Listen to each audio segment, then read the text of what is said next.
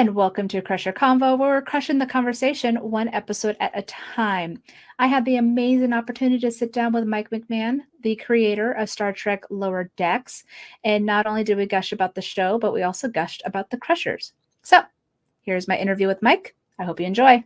Hi, Mike. I'm Jesse from Crusher Convo Podcast, where I deep dive Star Trek through the eyes of Dr. Beverly Crusher. Love it. And first off, I wanted to thank you because not only did we get Wesley Crusher last season, but you made Boimler a Bev head. So I'm very grateful for that. A huge, how could you not be? You know? Right? Exactly. I got super excited. I was like, he's a Bev head. This is perfect. And of course, it's Boimler, right? Of course, he's dreaming about it. Exactly. Yeah, to tap dance. Well, my first question actually is when we saw a lot of growth with these characters last season, with Mariner's story coming full circle about Sito, even Tendi dealing with their family. So how does that play a part in this final season? Mariner is freed. Mariner is freed to be with not fighting her own demons in a way, you Hmm. know? And what I really liked about this season is that when you reach a place where you're okay with yourself, it doesn't make you a losing that doesn't make you less of who you are. It makes you more of who you are, you know? And Right. so seeing Mariner be funny and chaotic, but not with that burden Hmm. makes her a better officer, makes her a better friend, makes her like it feels good to see Mariner like herself more. And it honestly, it doesn't hugely change the show because Right. her friends and her mom and Ransom and everybody around her kind of really, managed to not let her toxicity fully destroy their relationships. Like Hmm. they kind of saw her for who she could be and who they knew she was without it. And like, yeah, she went to Hmm. the brig and got kicked off the ship every once in a while, but like, it feels like this season could have been the first season, and the story of Mariner dealing with the stuff with Ceto could have been prologue if we had told it like that. So like Right. it's nice. It's nice to see Mariner being funny and Star Trek and Starfleet without the kind of like self-destructiveness. Right, right. Now, was there anything in the season or in the series in general that you didn't get to do that you wish you had? Yes, hundreds of episodes, but I got to have a ton of fun. I got 50 Yeah. episodes to get to have fun. And I think if you go back and watch from first season, I was having fun from the first episode. You know what I mean? So like Right. I obviously would love to do more, but I'm also like, I'm not dumb enough to not appreciate how cool it is that I got to do Hmm. what I did, you know? And like Yeah. this season I'm really proud of too. And Hmm.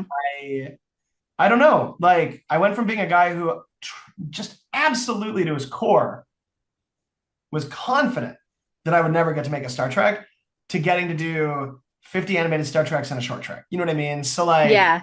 I I can't I can't be too upset about it, but I am a greedy little baby. I do want to do more, but like I'm We're proud of all what greedy as Trek fans yeah, because I'm like, yeah, we want more. yeah.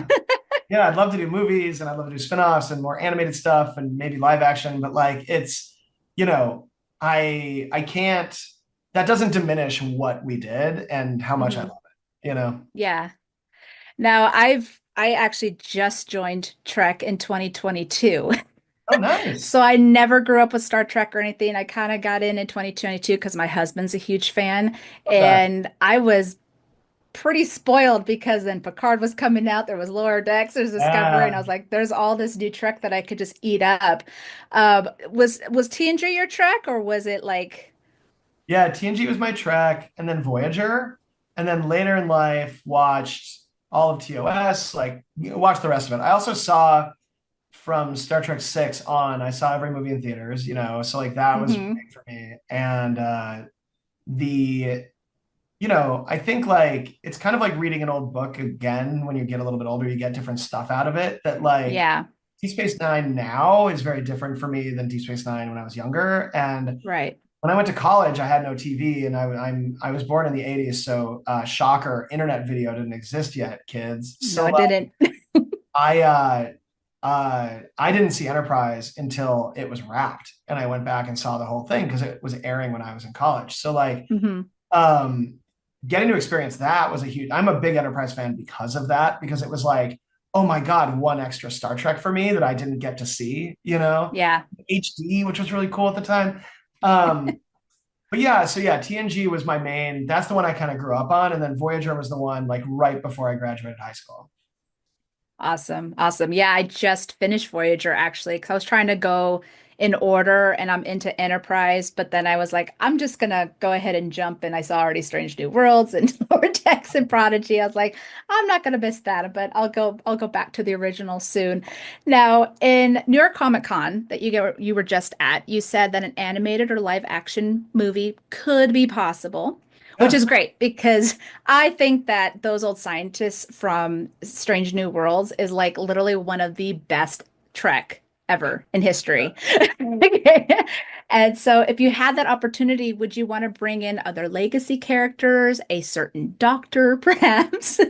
Oh man, I one time I went to Comic Con and Gates came running up to me and just put her hands on my shoulders and was like, Mike, your show is brilliant. Please, please put Beverly Crusher in it. And I Yeah. desperately wanted to, but it was right when Picard season 3 was starting to be written, and I knew Hmm. how much they had planned for her. So I didn't want to say Right. anything with that character. I wanted Beverly to have that without me Yeah. like doing comedy stuff with her just yet, you know? Right.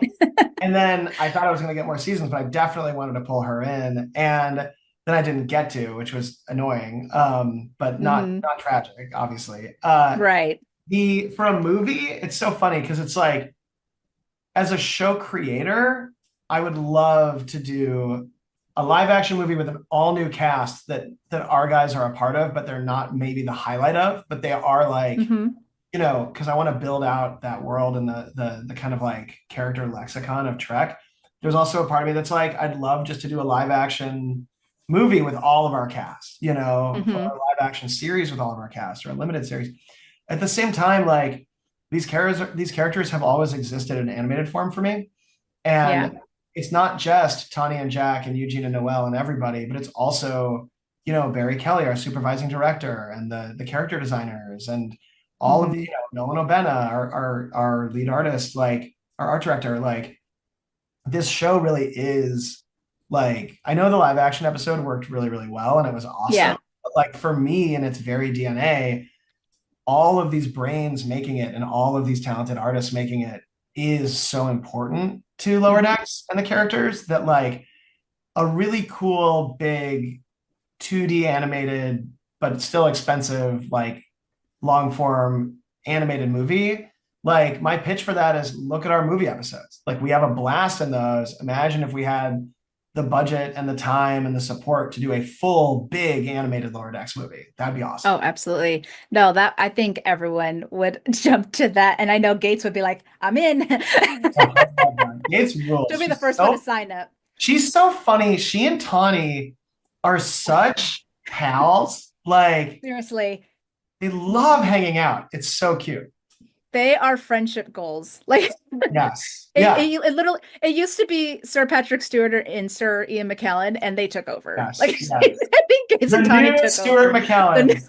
exactly. Newsom. That's Yeah. So funny. yes. I mean, it cracks up. I have a quick little story. I was at Vegas last year and I was waiting in line for Frakes, and here comes Tawny. Those old scientists had just come out. She's coming to come say hi. Well, Gates saw her and she just Uh-huh. bolted from her table, ran over. She's like, she's mine. And then all of a sudden, Frakes and Gates were arguing, like, who's the Yep. better friend for Tawny? And I'm like 2 feet from, I'm like, this is awesome. It's crazy. In Like, my own Frank show. scruffles what I almost have to call hair and calls me Mikey. And I'm like, nobody in the world, I wouldn't let anybody in the world do that except Jonathan Frakes. You know what I mean? Like, Exactly. it's so He could cute. do And no he's so wrong. generous. He's referred to me to other, like, we were hanging out with some other Star Trek folks the other day, and he referred to me as the co-director of the crossover episode. And I was like, no, no, no, don't do that. Like, he's like, yeah, I was because like, the it's all animated you. stuff. And I was like, don't call me. You were the director of that episode. You know what I mean? Yeah, yeah, yeah. Like, And I think just that episode alone, it was just such a great balance between the animation and the live action. It was just so brilliant. But I loved that you threw in those Beverly Crusher the Remember Me, and then Oh even there yeah. was just other stuff that you got were throwing in that it was just so perfect. And like I said, Boimler being a Bev head, of course he is. Well, So also Beverly's coat being on Dr. Tana, you know what I mean? Like yes, Dr. Tana is very not Beverly Crusher. Is nope.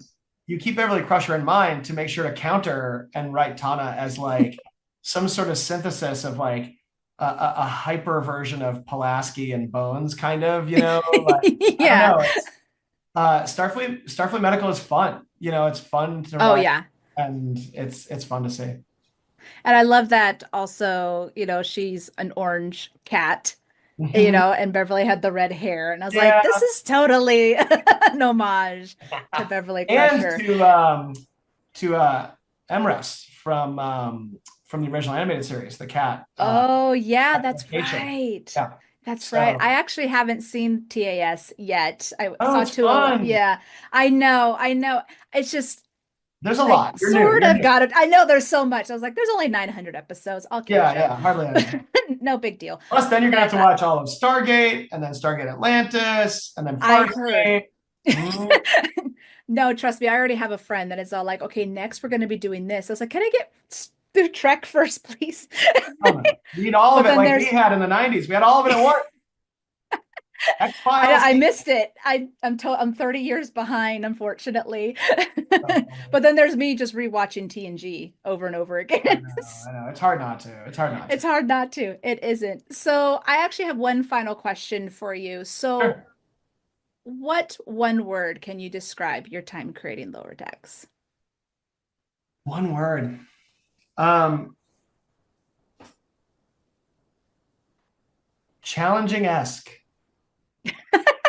And I would say it's challenging-esque because to fit a whole 40-minute Star Trek into an animated format of 22 minutes and be funny and have a fully realized ship and episodes that both honored but also bent, what came before us Hmm. is really, really, really, really hard. But the esque is because it was also awesome and I can't complain. But like Right. sometimes the challenge is part of the reward of it, like there's I'm kind of mourning a little bit. Like I'm working on lots of other stuff. I'm writing all the time. But when I sit down and start writing on Lower Decks and I'm on a Starfleet ship, I'm there. Hmm. And Yeah. there is nobody I can imagine who's written Star Trek that doesn't feel good to emotionally and mentally be on a Starfleet ship while they're telling stories Hmm. there and live in that world Hmm. in your mind. So, and be with those characters. So, like, super freaking hard, but also so freaking rewarding. So, challenging-esque is what I would say. Yeah. That's a perfect word for it.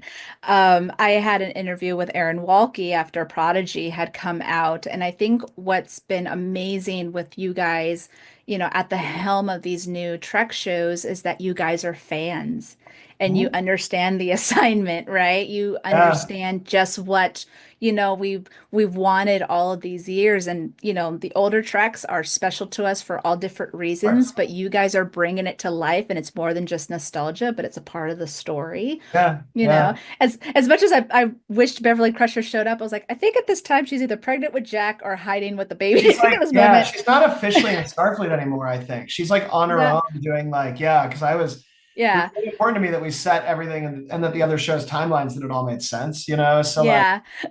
yeah, but yeah, you're It would right. have been Right. it would have been a little hard for her to like just show up and there's a baby. And I Yeah, don't know yeah. if It would have Mariner or spoiled Boimler would some have stuff. Yeah. exactly. That would have been, and they can't keep a secret probably, right? They would have No, been probably not. Probably freaking not. out, especially Boimler.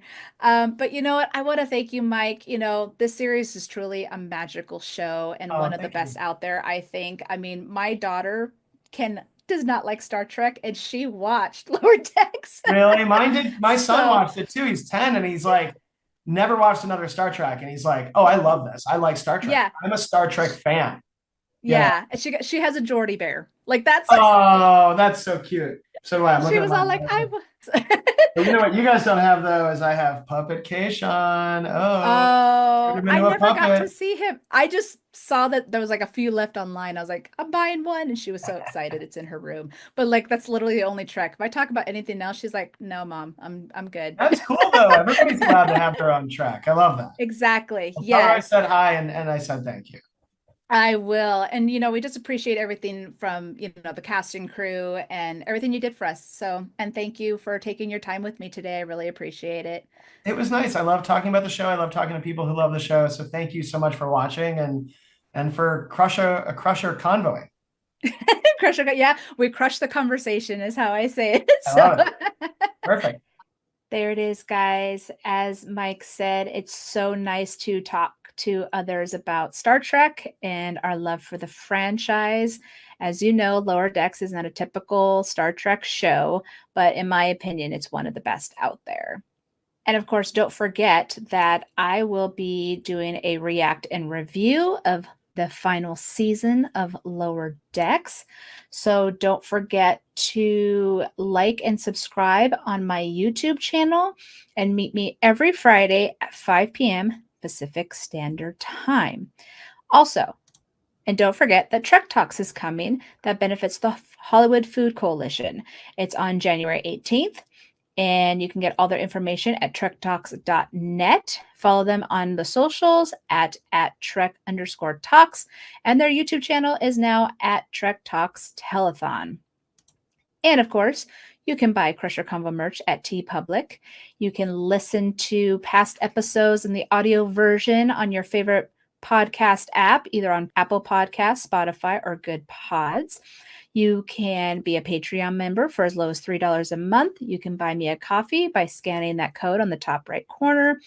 I am back on Blue Sky. I am now on TikTok, and you could also follow me on Threads and Instagram.